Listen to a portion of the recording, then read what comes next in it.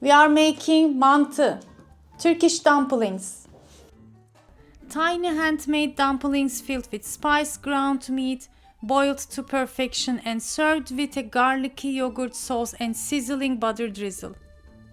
This beloved dish is a labor of love with roots stretching across Anatolia. I'll show you the traditional way to prepare them, plus how to freeze and store them for later. Let's begin.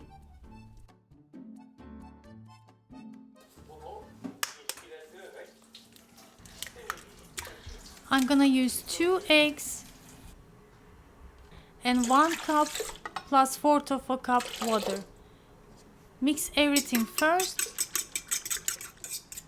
and then add about 4 cups first all-purpose flour and about a teaspoon of salt, and knead everything either with stand mixer or by hand until you have a nice smooth playable dough. Add more flour if needed. The dough should be on the hard side. After it rests, it will soften, but to be able to shape it easily, turn it into mantas, we want a not soft dough but a playable on the hard side kind of dough.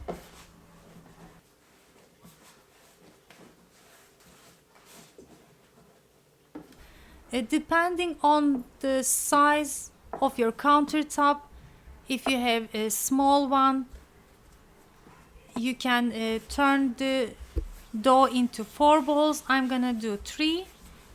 You can cover with a dampened kitchen towel right into your countertop, but I'm gonna place it into a plate and then cover with stretch film and let it rest for at least half an hour until the dough will become soft and easier to roll out. Meanwhile, I'm gonna do the filling. I have about 300 grams ground beef, using 1 medium size, a little bit bigger onion.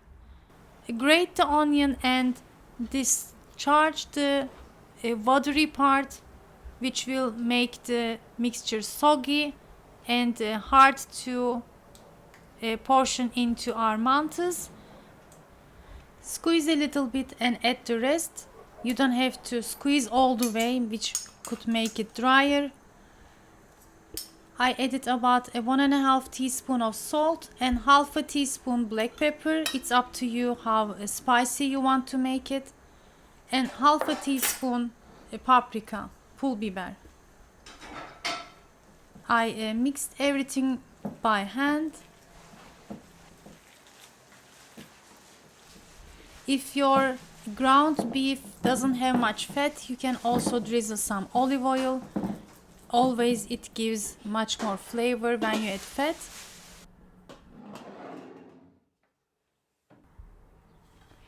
I'm gonna show you 2 rolling pin, how to use them.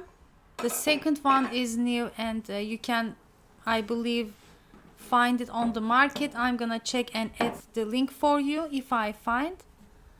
So now let's shape the mantas. First, you can use as much as flour you need, but after it gets bigger, into about a 1-2 millimeter thickness, don't add much more flour because we want the surface to be able to stick when you close the mantas.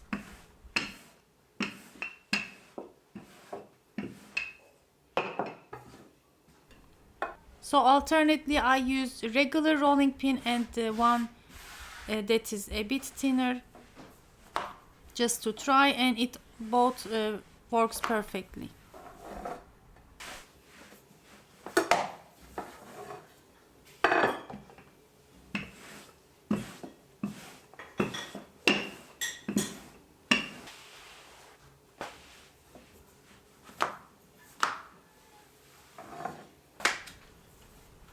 So now I have nice roll out dough. I'm gonna cut them into squares. Here I forgot to take out the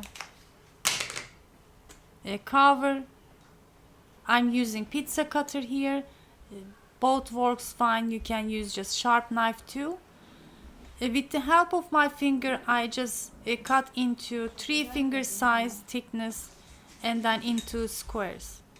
But in the second time, in the second batch, my daughter wanted to try it smaller, which is more like a traditional way.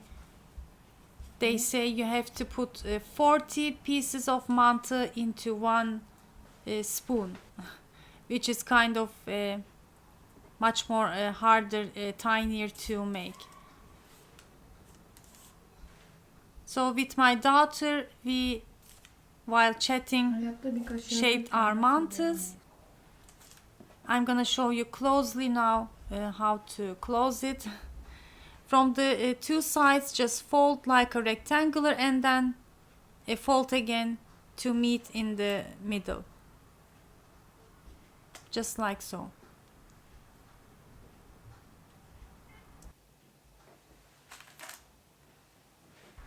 Since I'm going to freeze the mantas, I placed a baking paper over my tray that can fit into the freezer, and then pop it to the freezer to freeze.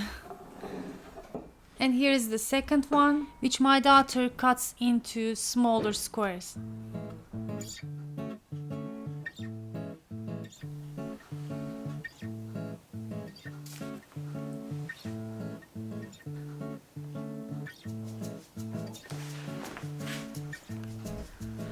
We placed the closed mantas onto a baking tray that is lined with baking paper so they don't stick, and then put into the freezer to freeze until rock hard.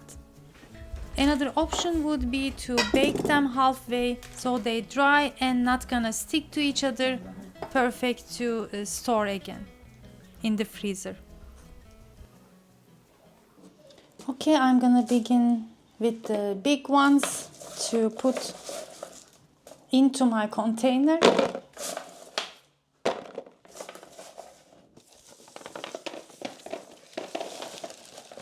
Normally it's fine, but since we have 2 different sizes, I'm gonna separate them with the paper and then put the small ones. You can keep the frozen mantas up to 2-3 months for the best flavor and texture, or about 5-6 months, but the dough might start dry out or crack slightly when cooking.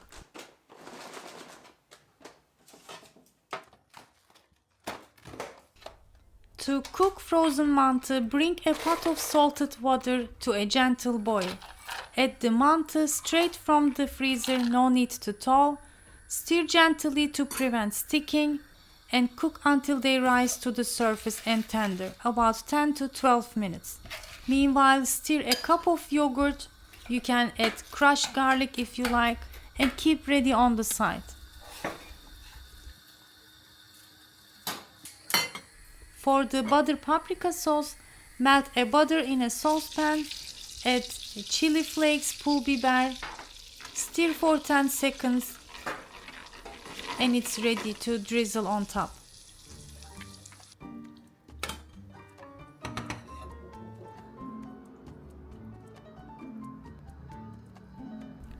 I like my mantı a little bit saucy, so I drizzle the water that I cooked the mantas in, add the yogurt, and then drizzle the beautiful butter and pepper sauce. As a final touch, I sprinkled some dried mint and it's ready.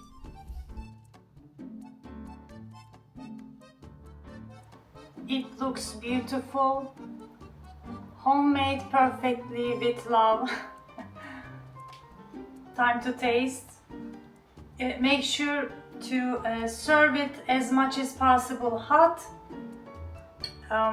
That's the best, but I took some photos So it got cold a little bit, but still. Bismillahirrahmanirrahim. One more.